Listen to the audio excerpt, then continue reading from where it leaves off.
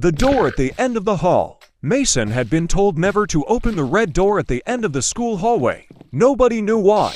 The teachers ignored it. The students avoided it. Even the janitor refused to go near it. One Friday afternoon, Mason stayed late to finish a project. When he finally left the classroom, the entire school was empty. As he walked toward the exit, he heard a quiet knocking sound. Knock. Knock. Knock. Mason stopped. The sound came from the red door. He walked closer. Knock. Knock. Knock. Hello. The knocking stopped. Mason reached for the handle. It was unlocked. He opened the door. Behind it wasn't a storage room. It was another version of the school. The hallway looked exactly the same, except every clock showed a different time. Mason stepped inside. Behind him, the red door disappeared. Great, he whispered. He walked forward until he found a classroom. Inside was a student sitting alone. Mason recognized him immediately. It was himself. The other Mason looked up. You shouldn't have opened the door. Who are you? The other Mason stood. I'm what happens if you stay. Suddenly, the school bell rang. Every light turned off. The other Mason grabbed his arm. You have 10 seconds. 10 seconds for what? To get back.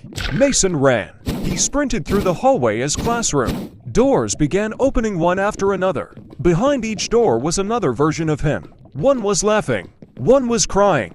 One was completely silent. And one was standing in the hallway, watching him.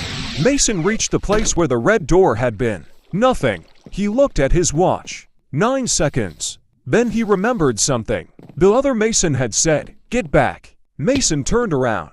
At the far end of the hallway stood the red door. He sprinted toward it. 8 seconds. 7. 6. The hallway seemed to stretch farther with every step. 5. 4. 3. Mason grabbed the handle. 2. He pulled the door open. 1. Everything went white. Mason woke up on the school floor. The hallway was normal. The red door was gone. He ran outside. The next morning, he told himself it had all been a dream, until he opened his backpack. Inside was a piece of paper. Written in his own handwriting were for words. Don't open it again. Mason froze, because underneath the message was another sentence. Next time, I won't let you leave. Subscribe for more videos.